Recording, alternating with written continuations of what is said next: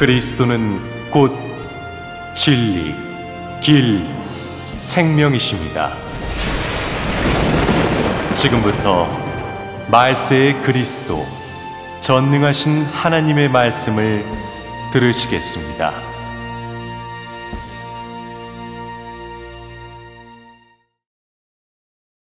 하나님은 모든 피조물의 주이다.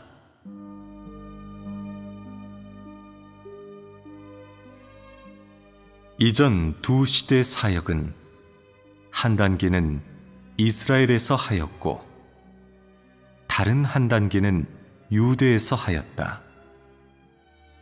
한마디로 말해서 두 단계 사역은 모두 이스라엘을 떠나지 않았고 모두 최초의 선민에게 역사하였다. 그러므로 이스라엘 사람에게는 여호와 하나님이 이스라엘 사람만의 하나님이었다. 또한 예수가 유대에서 역사하여 십자가 사역을 완성하였기 때문에 유대인이 볼 때는 예수가 바로 유대인의 구속주이고 다른 사람의 왕이 아니라 유대인만의 왕이었으며 영국 사람이나 미국 사람을 구속하는 주님이 아니라 이스라엘 사람을 구속하는 주님이었으며 이스라엘에서 그가 구속한 것은 유대인이었다. 사실 하나님은 만물의 주제이고 모든 피조물의 하나님이다. 그는 이스라엘 사람만의 하나님이 아니고 또 유대인만의 하나님이 아니라 모든 피조물의 하나님이다. 이전 그 두 단계의 사역은 이스라엘에서 하였다. 그리하여 사람 안에 관념이 얼마 형성되었다. 사람은 여호와가 이스라엘에서 역사하였고 예수도 친히 유대에서 사역을 전개하였는데 그것도 말씀이 육신되어 유대에서 사역하였으니 어쨌든 그는 이스라엘 이 범위를 벗어나지 않고 역사하였다고 여겼다. 그가 애굽 사람에게도 인도 사람에게도 하지 않고 이스라엘 백성에게만 하였다고 사람에게 이런저런 관념이 형성되었다. 그들은 하나님의 역사를 한 범위 내에 지정해 놓고는 하나님이 사역하려면 반드시 선민에게 해야 하고 반드시 이스라엘에서 해야 한다며 이스라엘 사람 외에는 더 이상 다른 역사 대상이나 역사 범위가 없다고 말하였다. 특히 도성육신 하나님은 이스라엘 이 범위를 떠나서는 안 된다고 더욱 엄하게 단속하였다.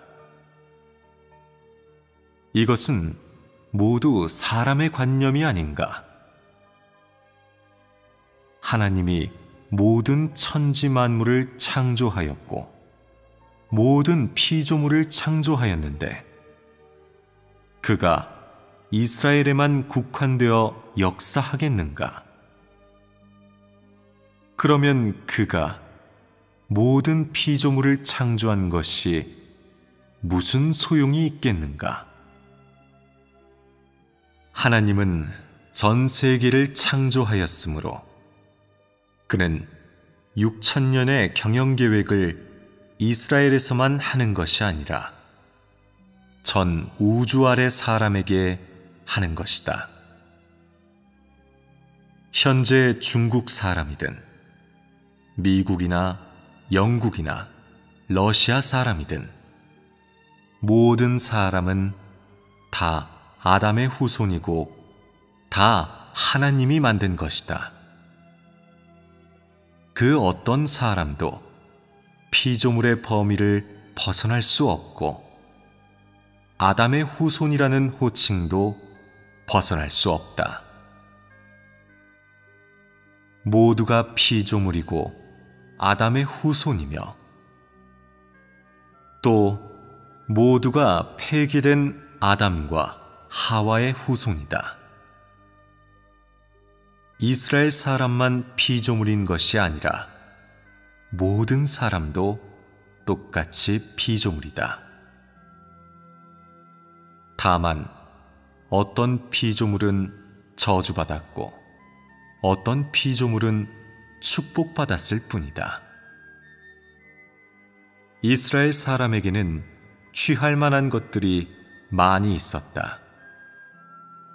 처음에 그들에게 역사한 것은 그들이 가장 얕게 폐괴된 사람이었기 때문이다.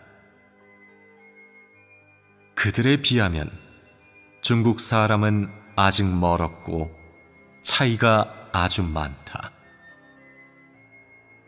그러므로 처음에는 이스라엘 백성들 가운데서 역사하였고 두 번째 단계의 사역은 유대에서만 하였다. 그렇기 때문에 사람에게 많은 관념과 규례가 형성되었다.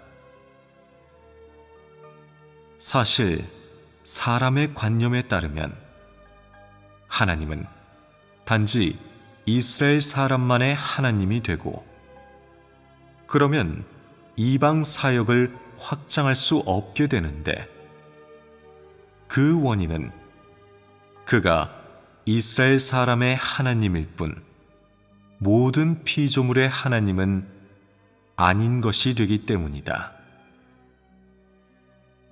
예언서에서 여호와의 이름이 이방 민족 중에서 크게 될 것이고 여호와의 이름이 이방으로 전해질 것이라고 하였는데 왜 그렇게 말했겠는가?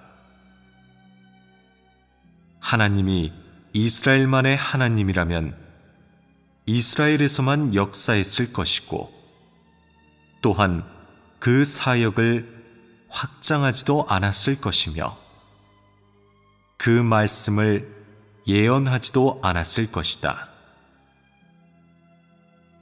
그가 그 말씀을 예언한 이상 꼭 이방으로 각국 각방으로 그 사역을 확장할 것이다. 그는 말씀한 이상 꼭 그렇게 할 것인데 이것은 그의 계획이다.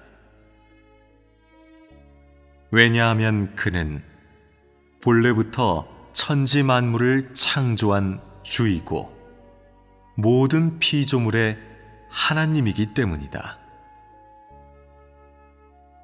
이스라엘 사람에게 역사하든지 아니면 유대 온 땅에서 역사하든지 그가 한 것은 전 우주의 사역이고 전 인류의 사역이다. 오늘날 큰 붉은 용 국가에서 역사하는 것, 즉 이방에서 그의 사역을 하는 것도 여전히 전 인류의 사역을 하는 것이다. 이스라엘은 그가 땅에서 역사하는 점거지가 될 수 있었고 마찬가지로 중국도 그가 이방 족속에서 역사하는 점거지가 될 수 있다. 지금 바로 이방 민족 중에서 내 이름이 크게 될 것이라는 이 말씀이 이루어지지 않았는가?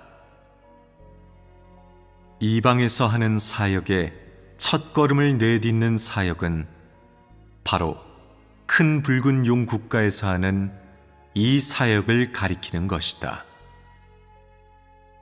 이 사역은 사람의 관념에 맞지 않는데 그 중에서도 도성 육신이 이 땅에서 역사하는 것과 저주를 받은 이 사람들에게 역사하는 것은 특히 더 그렇다. 이 사람들은 가장 비천한 사람들이고 가치가 없는 사람들이며 또한 모두 처음에 여호와께 버림받은 사람들이다. 사람이 사람에게 버림받을 수는 있지만 하나님께 버림받는다면 이 사람은 전혀 지위가 없는 사람이고 가장 가치도 없는 사람이다. 피조물로서 사탄이 너를 강점하거나 사람에게 버림받는 것은 사람이 느끼기에 고통스러운 일이다. 그렇지만 피조물이 조물주께 버림받는다면 그의 지위가 가장 낮다는 것을 의미한다.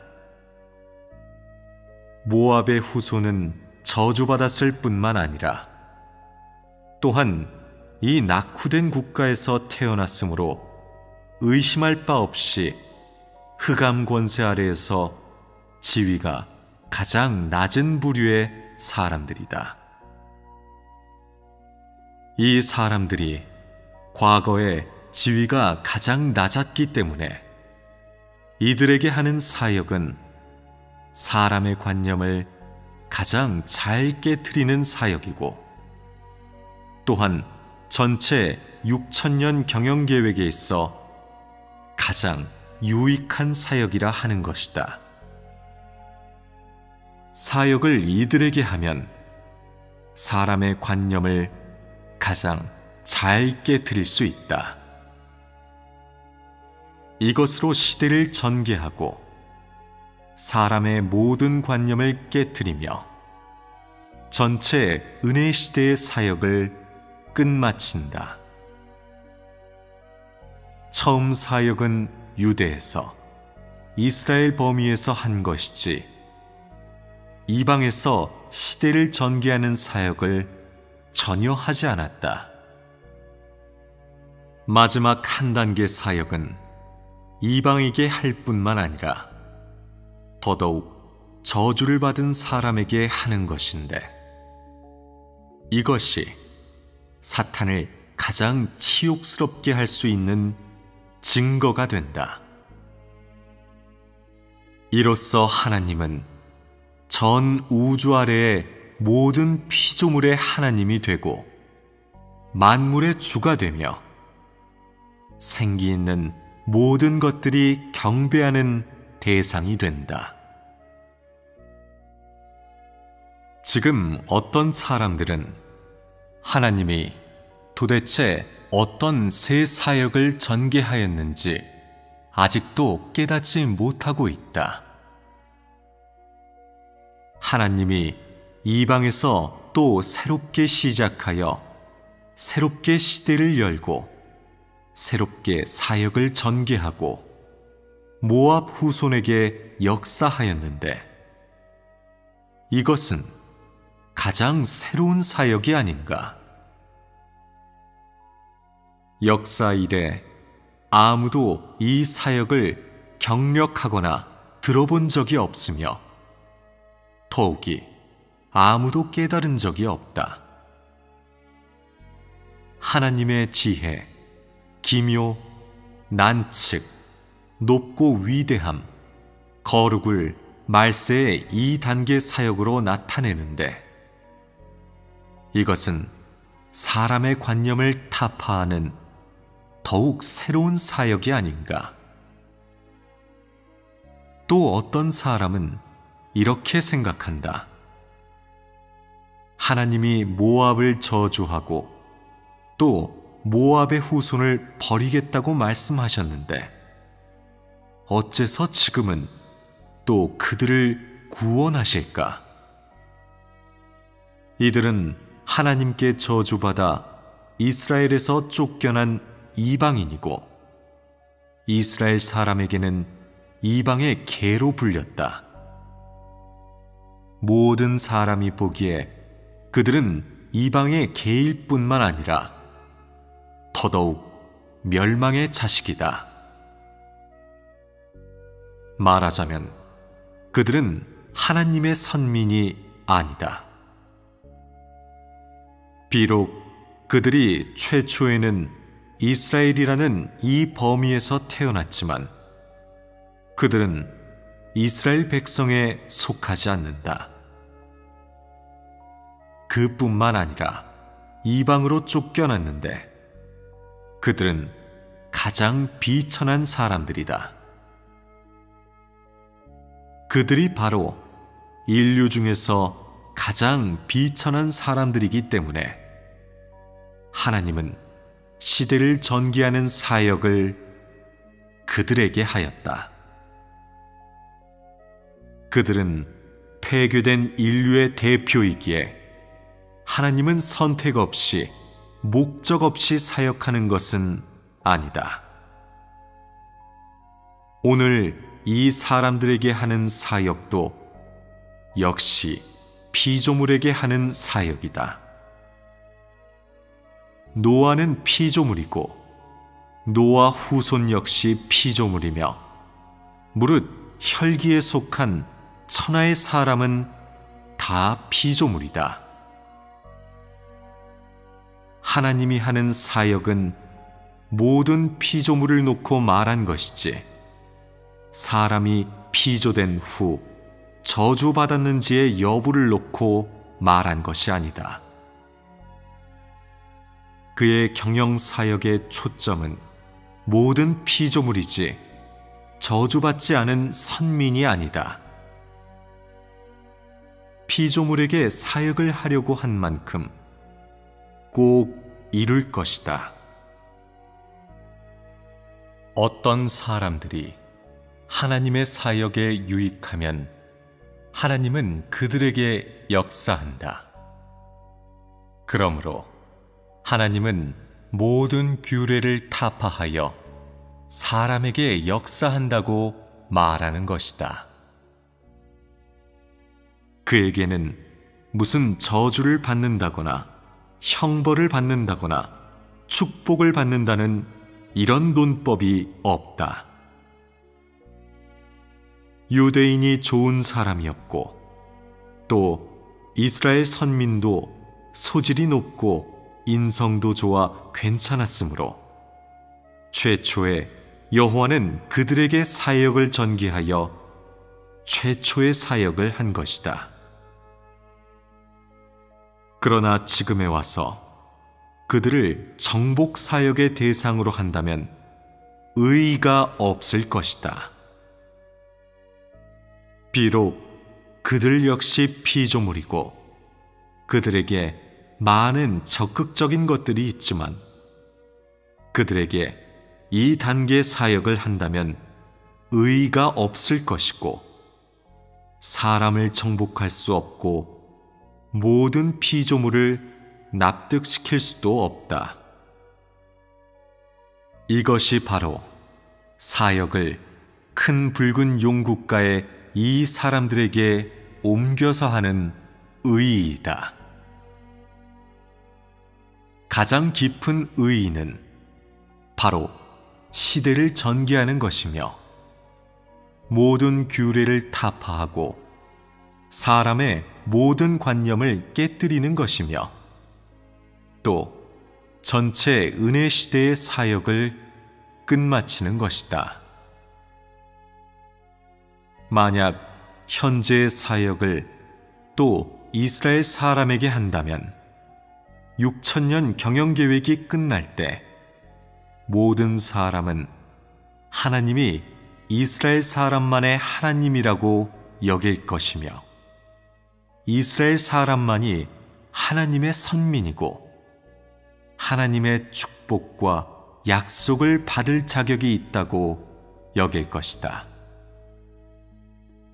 하나님은 말세에 이방의 큰 붉은 용 국가에서 말씀이 육신되어 하나님이 모든 피조물의 하나님이라는 이 사역을 완성하고 전체 경영사역을 온전케 하며 전체 경영사역의 중점 부분을 큰 붉은 용 국가에서 끝마친다.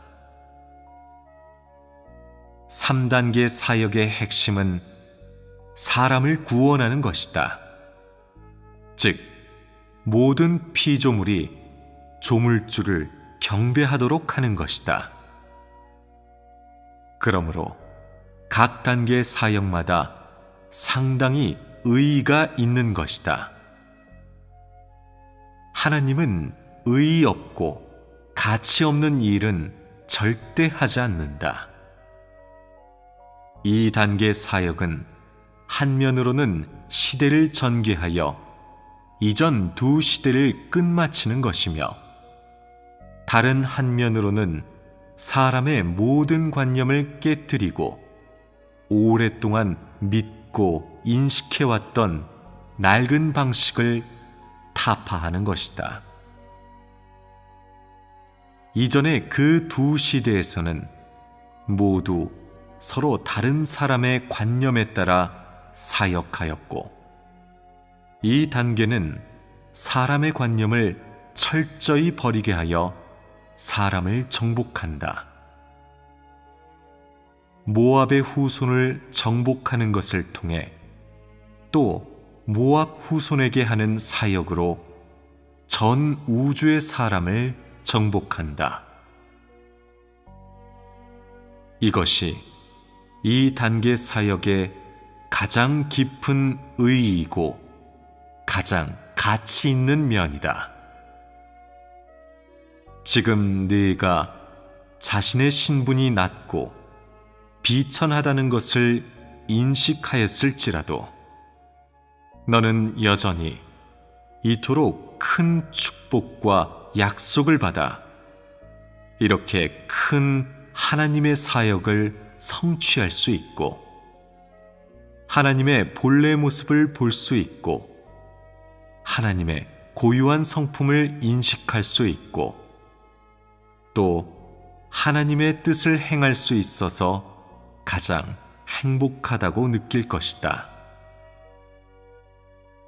이전의 두 단계 사역은 모두 이스라엘에서 하였는데, 말세의 이 단계 사역을 여전히 이스라엘 사람에게 한다면 모든 피조물은 이스라엘 사람만이 하나님의 선민이라고 여길 것이며, 전체 경영계획은 효과에 도달할 수 없을 것이다.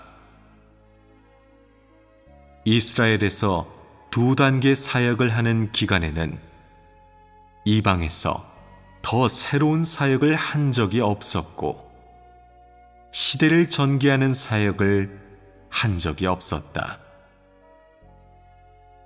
시대를 전개하는 이 단계 사역은 먼저 이방에서 하는데, 그것도 모압 후손에게 먼저 한다. 이러면 전체 시대를 전개한 것이다.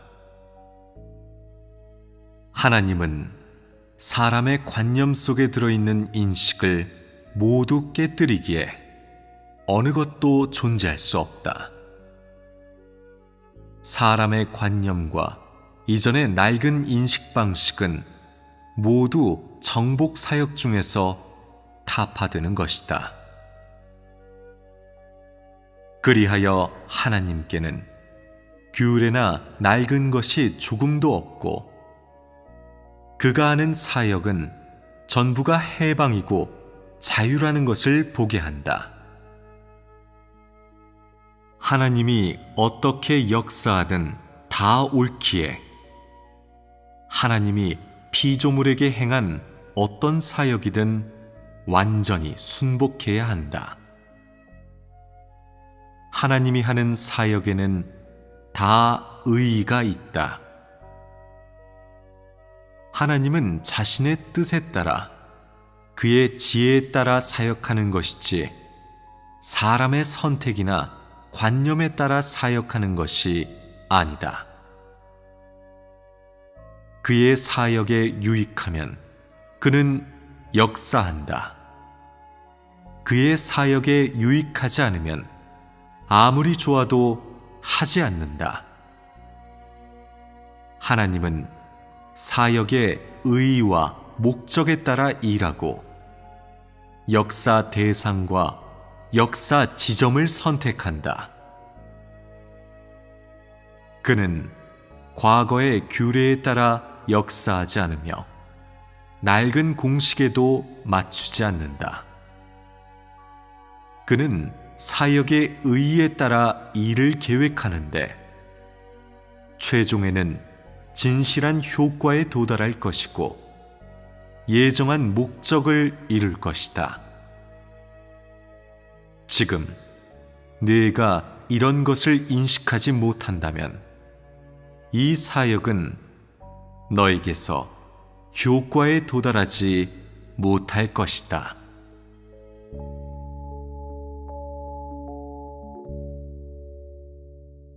하나님이다. 그는 이스라엘 사람만의 하나님이 아니고 또 유대인만의 하나님이 아니라 모든 피조물의 하나님이다. 이전 그 두 단계의 사역은 이스라엘에서 하였다. 그리하여 사람 안에 관념이 얼마 형성되었다. 사람은 여호와가 이스라엘에서 역사하였고 예수도 친히 유대에서 사역을 전개하였는데 그것도 말씀이 육신되어 유대에서 사역하였으니 어쨌든 그는 이스라엘 이 범위를 벗어나지 않고 역사하였다고 여겼다. 그가 애굽 사람에게도 인도 사람에게도 하지 않고 이스라엘 백성에게만 하였다고 사람에게 이런저런 관념이 형성되었다. 그들은 하나님의 역사를 한 범위 내에 지정해 놓고는 하나님이 사역하려면 반드시 선민에게 해야 하고 반드시 이스라엘에서 해야 한다며 이스라엘 사람 외에는 더 이상 다른 역사 대상이나 역사 범위가 없다고 말하였다. 특히 도성육신 하나님은 이스라엘 이 범위를 떠나서는 안 된다고 더욱 엄하게 단속하였다. 이것은 모두 사람의 관념이 아닌가? 하나님이 하였다. 그러므로 이스라엘 사람에게는 여호와 하나님이 이스라엘 사람만의 하나님이었다.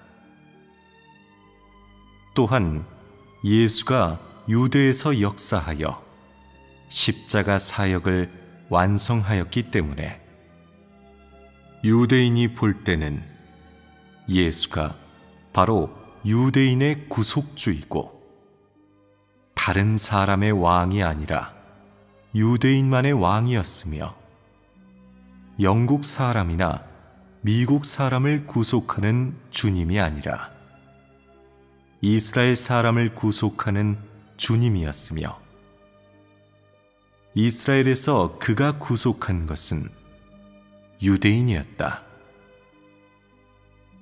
사실 하나님은 만물의 주제이고 모든 피조물의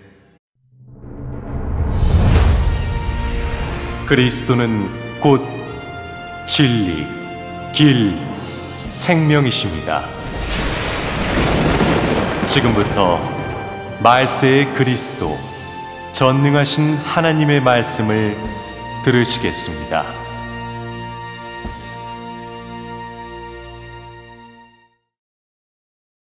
하나님은 모든 피조물의 주이다.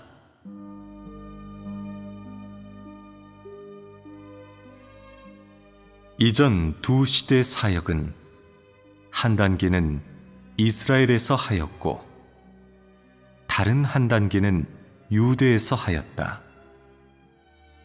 한마디로 말해서 두 단계의 사역은 모두 이스라엘을 떠나지 않았고 모두 최초의 선민에게 역사 모든 천지 만물을 창조하였고 모든 피조물을 창조하였는데 그가 이스라엘에만 국한되어 역사하겠는가? 그러면 그가 모든 피조물을 창조한 것이 무슨 소용이 있겠는가? 하나님은 전 세계를 창조하였으므로 그는 6,000년의 경영계획을 이스라엘에서만 하는 것이 아니라 전 우주 아래 사람에게 하는 것이다. 현재 중국 사람이든 미국이나 영국이나 러시아 사람이든 모든 사람은 다 아담의 후손이고 다 하나님이 만든 것이다. 그 어떤 사람도